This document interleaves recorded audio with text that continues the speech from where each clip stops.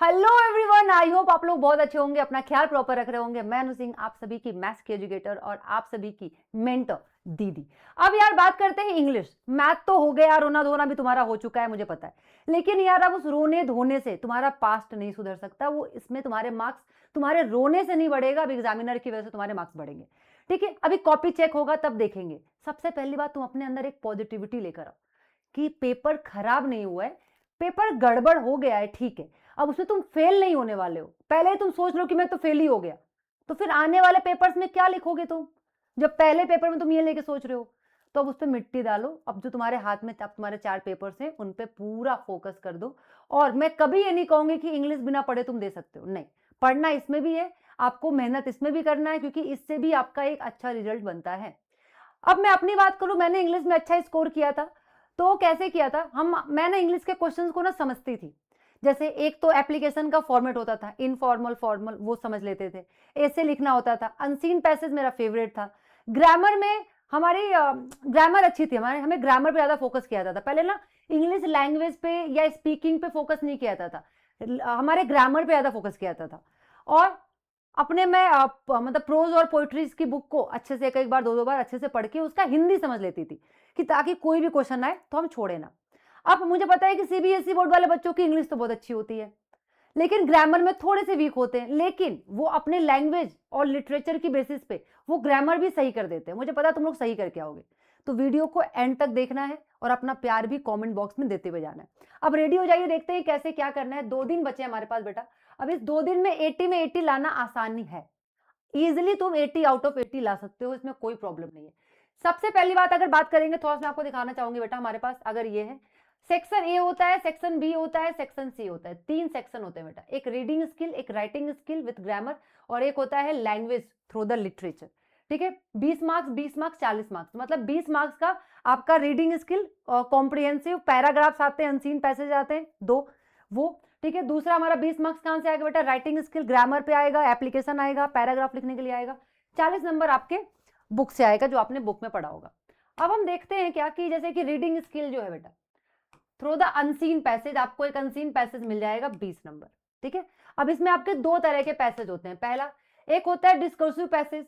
ठीक है, मतलब कि दिख रहा है, लेकिन पेज याद रखना 400 से 450 वर्ड्स के होते हैं, तो जल्दी पढ़ने की कोशिश करना।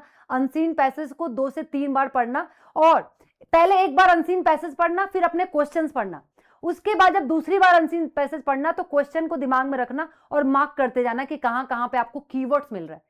कीवर्ड्स पकड़ना बहुत जरूरी है। 10 नंबर का ये आएगा बेटा। अब एक केस बेस्ड फंक्चुअल हमारे पास आता है बेटा, क्या, फैक्चुअल। ठीक है, केस बेस्ड फैक्चुअल पैसेज आता है हमारे पास, जो फैक्ट पे बेस्ड होता है। फैक्ट जो उसका जो क्या कहते हैं, जो क्या कहते हैं, कंक्लूजन होता है ना, वो फैक्ट वाला होता है। ठीक है, वो आपको पढ़ के समझ में आ जाएगा। ये 200 से 40 200 250 के बीच में होता है, ये भी 10 नंबर का होता है। ये थोड़ा सा मुश्किल होता है, याद रखिएगा। हम अगर बात करें बेटा सेक्शन बी की बात करें, तो ग्रामर आता है 10 नंबर का, जिसमें आपका डिटरमाइनर्स आता है, टेंस आता है, मॉडल आता है, सब्जेक्ट वर्ब हमारे पास आता है, और रिपोर्टेड स्पीच का मतलब होता है क्या, डायरेक्ट इनडायरेक्ट स्पीच आ रहा है। अब मैं आपको बोलूंगी कि अगर इससे अच्छा है ना बेटा, कोई एसएससी का, कोई भी आप एसएससी का चैनल पकड़ लो, एसएससी। ठीक है, आपको जो भी लगता है, एसएससी या बैंकिंग का कोई चैनल पकड़ लो, आप इजीली कर लोगे। ठीक है, बैंकिंग वाले चैनल से आप इजीली कर लोगे, वो आपको बेस्ट पढ़ा देंगे, एडवांस पढ़ा देंगे। ठीक है, आप वहां से कर सकते हो, रेदर देन जो आपको आपके उस पर पढ़ा रहा है, कोई आपके 9th-10th का पढ़ा रहा है। उससे अच्छा है कि आप एसएससी या बैंकिंग का सर्च करो, 10 डालो डिटरमाइनर्स, एसएससी या बैंकिंग, बेस्ट पढ़ाएंगे। डालो यूट्यूब पे टेंस, एसएससी या बैंकिंग, बेस्ट पढ़ाएंगे। मॉडल, मैंने भाई इन्हीं से पढ़ के मेरी आज इंग्लिश बहुत अच्छी है। ठीक है, टेंस डालो, आप डालो नैरेशन या फिर डायरेक्ट इनडायरेक्ट स्पीच डालो, अच्छा कर लोगे वहां से तुम, और उनको मैराथन के थ्रू करना शुरू कर दो। नेक्स्ट हमारे पास आता है बेटा क्या, राइटिंग स्किल, 10 नंबर। 10 नंबर का ग्रामर हो गया, 10 नंबर का ये हो गया। अब राइटिंग स्किल मतलब हमारे पास स्किल में क्या आता है बेटा, एक फॉर्मल लेटर आता है। ठीक है, जो सिचुएशन आपको गिवन होगा, जो फॉर्मल लेटर आप किसी आईएएस को लिख रहे हो, किसको लिख रहे हो, एक वैसा होगा। वर्ड्स ध्यान रखना, 100 से 120, ऐसा नहीं कि 100 पूछा तुम 400 वर्ड लिख कर आ रहे हो, कोई फायदा नहीं है उसका।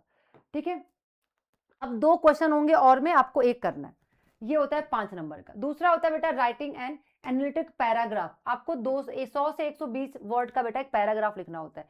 मैप, चार्ट, ग्राफ, 1 आउट, 2 आपको गिवन होगा इसमें भी, उसमें से आपको एक करना होगा। ठीक है, 5 नंबर ये, 5 नंबर ये, 10 नंबर आपके यहाँ पे हो गए 20 नंबर। सेक्शन सी जो होता है 40 नंबर का होता है, इसमें आपके लैंग्वेज थ्रो लिटरेचर होता है बेटा, मतलब शॉर्ट आंसर्स, लॉन्ग आंसर्स ये होते हैं। जैसे क्या, रेफरेंस ऑफ कॉन्टेक्स्ट 5+5 का होता है, 1 extract out of 2 from the drama prose, या फिर 1 एक्सट्रैक्ट आउट ऑफ द 2। अब जैसे क्या होता है बेटा कि हमारे पास शॉर्ट आंसर्स, लॉन्ग आंसर्स ऐसे आते हैं, शॉर्ट आंसर्स आएंगे, वेरी लॉन्ग आंसर्स आएंगे, वेरी शॉर्ट आंसर्स आएंगे, फिलिंग द ब्लैंक्स भी आ जाता है। ठीक है, फिलिंग द ब्लैंक्स आपका ग्रामर वाले में आएगा। तो याद रखिएगा, पहले में आपके पूछेंगे क्या, अनसीन पैसेज 2 गिवन होंगे, उनमें से आपको आंसर करना है। ठीक है, दोनों करना है। दूसरे में आपके क्या होंगे, ग्रामर बेस्ड क्वेश्चन होंगे। ठीक है, और उसी में एक तो ग्रामर बेस्ड 10 नंबर का हो गया, और 10 नंबर का हमारा आएगा एक 5 नंबर का एप्लीकेशन, 2 एप्लीकेशन होंगे, उसमें से आपको एक चूज करना है। 2 आपको ऐसे लिखना है, पैराग्राफ लिखना है, उसमें से आपको 2 होंगे, उसको आपको उसमें से एक चूज करना है। ठीक है, उसके बाद हमारे पास आ जाएगा ये 40 नंबर, जिसमें शॉर्ट आंसर्स, लॉन्ग आंसर्स होते हैं, और जो आपके बुक से रिलेटेड होंगे। ठीक है, अब सबसे पहले तुम्हें आज क्या करना है, आज वाला दिन तुम्हें क्या करना है, 18 तारीख तुम बैठोगे, start with application writing and paragraph writing. ठीक है, फॉर्मेट के साथ, एप्लीकेशन का फॉर्मेट सीख लो, पैराग्राफ का फॉर्मेट देख लो क्या है, कैसे लिखना है। आज तुम पूरा यही करोगे ताकि तुम्हारे 10 नंबर यहां से बन जाए। कितने बन जाएंगे यहां से, 10 नंबर। उसके बाद तुम क्या करोगे बेटा, सेल्फ स्टडी नहीं किया। मैथ्स में बच्चों ने यही बहुत गड़बड़ी कर दी थी, परमानेंट वो यूट्यूब खोल के बैठे हुए थे, सेल्फ स्टडी किया ही नहीं था। तो सेल्फ स्टडी बहुत इंपॉर्टेंट है, मैं आपको फिर से समझा रही हूं। सेल्फ स्टडी नहीं करोगे, गड़बड़ घोटाला करके आ जाओगे। अब डे 1 में क्या करोगे, आज तुम्हारा निकल गया, पैराग्राफ तुमने लिखा, एप्लीकेशन राइटिंग कर ली, 10 नंबर कंप्लीट। पूरा ग्रामर पढ़ोगे बाय 1 शॉट विद क्वेश्चन, पूरा grammar bye 1 shot with question. अब अनसीन पैसेज में तुम क्या ही पढ़ोगे, जो स्टार्टिंग के 20 नंबर है वो तो तुमको ऑलरेडी अनसीन पैसेज है ना, वो तो अपने मन से देंगे तुम्हें, तो 20 नंबर तुम वो छोड़ दो। 10 नंबर तुमने आज कंप्लीट कर लिया, अब तुम कल वाले दिन में क्या करोगे, 10 नंबर का ग्रामर कर लोगे, 40 नंबर तुम्हारे पास हो चुके।